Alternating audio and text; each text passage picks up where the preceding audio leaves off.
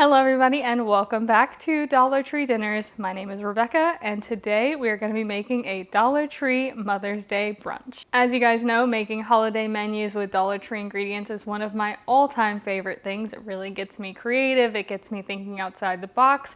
I do it all with a $20 budget, and within that budget I usually make a variety of meals. Each one needs to feed at least 4 people, and that's what we're working with today. I think I allocated that $20 extremely well for this brunch, and I think we have a really nice menu. So for our Mother's Day brunch this year, I am making one of my all-time favorite Dollar Tree breakfasts. This is a sausage gravy breakfast casserole or a sausage gravy breakfast bake. I also made some Nutella stuffed banana nut muffins, some roasted potatoes. I have a fruit cocktail. I made an iced coffee and a peach iced tea. So the other part of this is I shop at one Dollar Tree on one day. I make do with what they have available on that given day. And I got really lucky this go around. There wasn't any big hurdles. I actually went in there and they had pretty much everything that I needed to make what I wanted to make. So the first thing I knew I wanted to make were the hazelnut stuffed banana nut muffins. So for this, I got a package of banana nut muffin mix. I also got some of their hazelnut spread, which I absolutely love, and then some milk to prepare the muffin mix. The second thing that I wanted to make is the sausage gravy breakfast casserole, and for this I got a package of home-style biscuit mix, a packet of country gravy mix, a roll of sausage, and a block of cheddar cheese. I wanted to include a couple of beverages this go around, and I saw these peaches packed in heavy syrup, and that led me into thinking about a peach flavored sweet tea. So I got a box of black tea to go along with that. And then I'm thinking tea, I'm thinking coffee. So I grabbed a bag of coffee, I got the vanilla brulee flavor, and then I also got a can of their sweetened condensed creamer, which is kind of like sweetened condensed milk. I came across this package of roasted potato seasoning, which kind of paired really well with these steak cut french fries. And then lastly, I had a few extra ingredients to play with, and I decided to make a fruit cocktail of my own, because the fruit cocktail that Dollar Tree sells is not the best. So I got a can of peaches. I was trying not to be redundant with the peaches since I already got them to make the tea, but I think canned peaches are amazing. I also got a can of mandarin oranges and a can of chunks, and the total cost for all of those ingredients came out to $20.20. So now let me show you how we prepared this entire Mother's Day brunch from start to finish. So we're going to start with the beverages because I want those to have time to chill in the fridge. I'm going to use a saucepan and I'm going to add my entire can of peaches and the heavy syrup that they're packed in. This is going to be our sweetener and our flavor for our tea. I'm bringing this up to a boil, and I'm also using a potato masher to mash the peaches so we can infuse more of that peach flavor into the syrup. Then strain it to remove the pulp, and then our syrup is ready. Next, we're going to make our tea by heating up 4 cups of water to hot but not quite boiling. For regular strength tea, you're going to use 8 tea bags. If you want it weaker, use 6, and if you want it stronger, use 10. Let this steep for 5 minutes and then remove the tea bags, but don't squeeze them. Now we're going to talk about what I did versus what I should have done, and yes, I went and bought a second can of peaches so I could show you what I should have done. I poured my tea into a pitcher of ice to make 8 total cups of tea, and then I added all of my peach syrup into that, but what I should have done was have the peach syrup on the side so that someone can add it to their taste, because it was a little bit too diluted with this particular batch of tea. It didn't really have a strong peach flavor, nor was it very sweet. Moving on to the coffee, and for this I'm just making my standard iced coffee, which is where I add the coffee filter into my coffee pot. I add 3/4 of a cup of coffee, but each quarter cup or so is rounded on top, so it's a little more than 3/4 of a cup. I do a half a pot of water, I add this into the basin, and then I've said this before, but I always brew it on bold. I don't know what that does, but it's just what I do. Once your coffee is brewed, you're going to go in with some of that sweetened condensed creamer. You can add as much or as little as you want. I did add the entire can, and it was a little on the sweet side, so I'd maybe start off with half the can or 3/4 of the can, and then I fill up the rest of the coffee pot with ice water all the way up to the top. This will make you kind of instant iced coffee that you don't have to wait for it to chill overnight. Once both of my beverages were in the fridge, now we're going to start on the roasted potatoes. So I have the roasted potato seasoning, which says it makes 1 pound of potatoes. This bag of steak cut french fries is 14 ounces, so it's just about a pound. I had let the potatoes thaw on the counter while I was making the tea and the coffee, so at this point they were pretty well thawed, and then I just cut them into bite-sized pieces.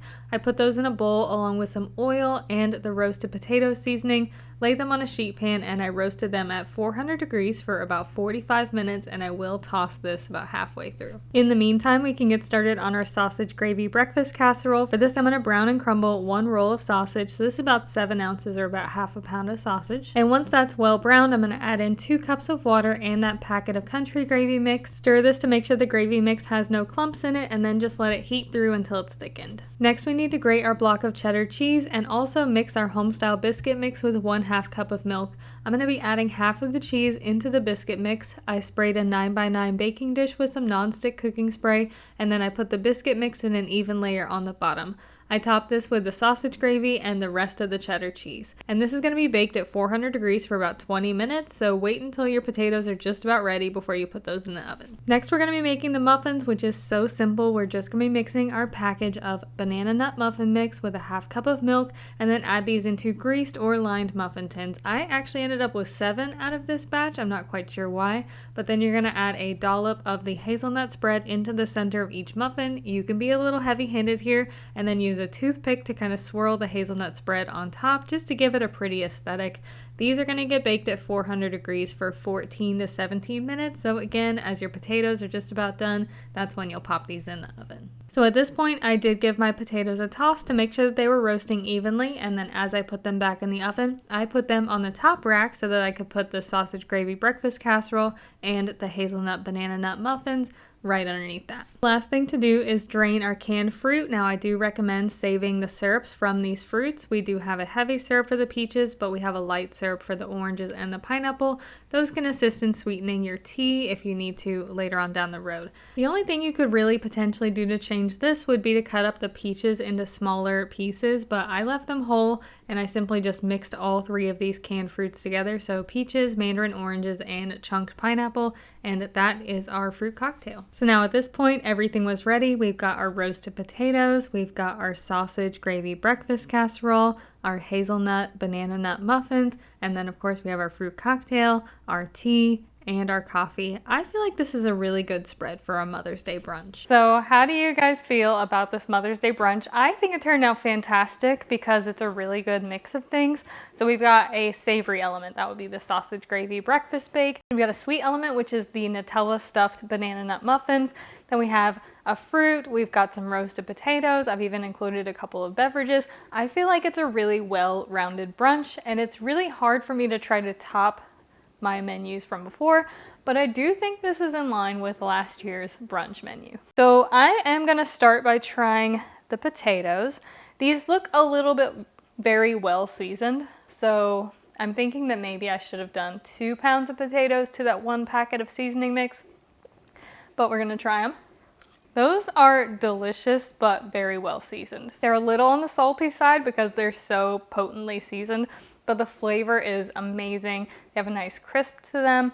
The potatoes, I'm gonna have to give those like a 6, maybe a 5 out of 10, 5 to 6 out of 10, because they are just a little bit overpowering, a little bit over seasoned. They would be absolutely perfect if I had done 2 bags of potatoes to the 1 packet of seasoning mix. I need something to wash that down, so let's try, I think I just got some seasoning in my coffee, but let's try this iced coffee. The coffee is like a solid 8 out of 10. It's actually really good. It's very sweet, it's very creamy. It's a little on the rich side too, but overall it's a really good cup of coffee.